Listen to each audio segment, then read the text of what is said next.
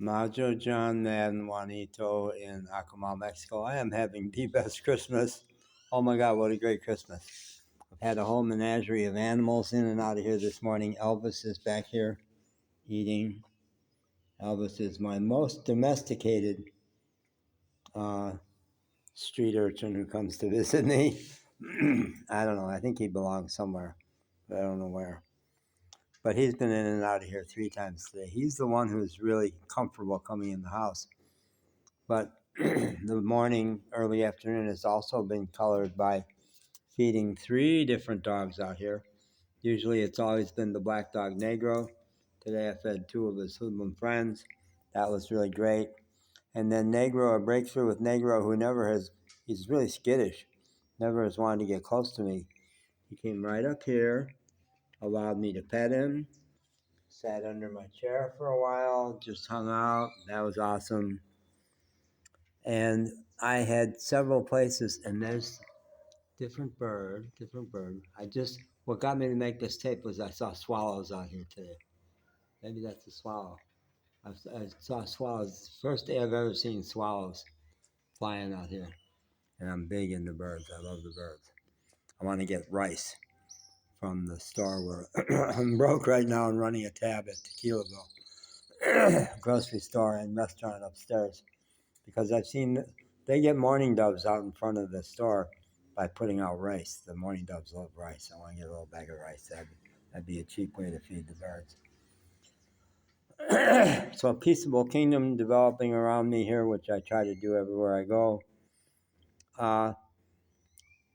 Last night, I knew that I was going to be spending Christmas basically alone.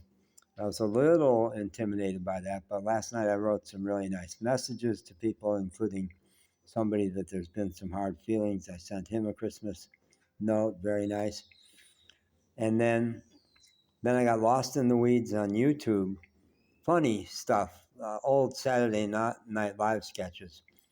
But it was not the way I wanted to spend my Christmas. And so before I went to bed, I said, life, great spirit, when I sleep, help me wake up more in the Christmas spirit, not lost in my telephone. I don't like that so much.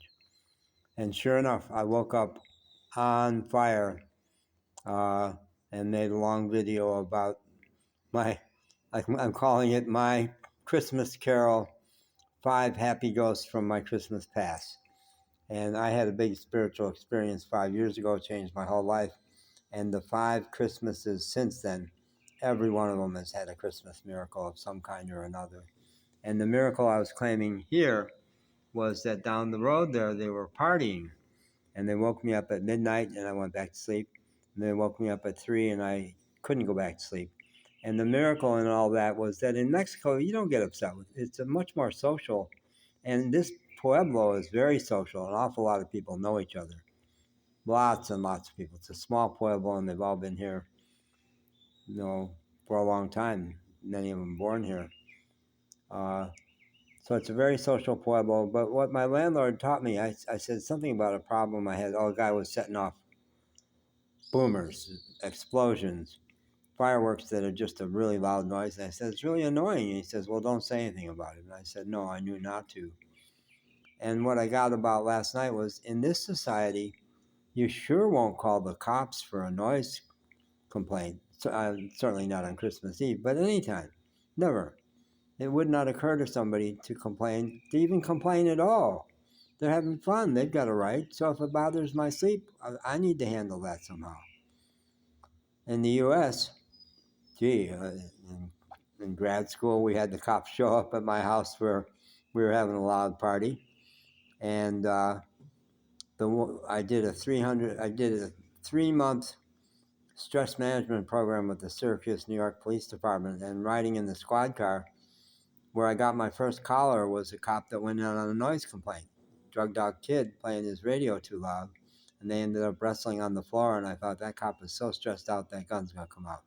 So I got involved in arresting the guy. Noise complaint. Sure, U.S. Somebody making noise you don't like, you complain. Number one, you have a judgment about it, that person. Number two, you complain. You might call the cops, and there's ordinances around noise.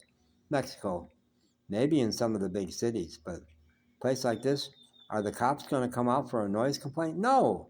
Number one, they'd say, you got to be a gringo, man, because it's not going to occur to a Mexican to try to get somebody in trouble because they're partying and having fun. No, it's ridiculous. So that was the miracle of Christmas. But then I've had all these other miracles. And a final one was I had set myself a goal last night of review your life and see if there's anybody or anything that you're still holding grudges about. Well, this morning it popped. My old friend Tom had been in men's groups with me forever. And we had a run-in where I really read the riot act because I said, you're judging my whole 4 years on the road as irresponsible? You asshole. Basically, it was much worse than that. In a 5 or 7 minute tape, I told him to go fuck himself about 11 different ways. It was so satisfying, and he so much had it coming. Standing back and judging the most heroic time in my life as irresponsible. But this morning, I made a nice video and I sent to him. Not apologizing. There's nothing in it I regret at all, but saying, gee, in the spirit of Christmas, I don't want to hold a grudge. I'm showing no signs of carrying any wounds from that. My life is fine. So if you want to get in touch with each other again, we could. I'm not promising I won't yell at you for being a middle-class U.S.er, which I think are part of the problem. I do a lot of analysis of what's wrong with middle-classness in terms of do it right, compete. I think being middle class is a curse, and we make it a sacred cow in the U.S., but we don't analyze the way Harvey Jackins did in co-counseling. What's the curse of the middle class? Competing, keeping up, looking good.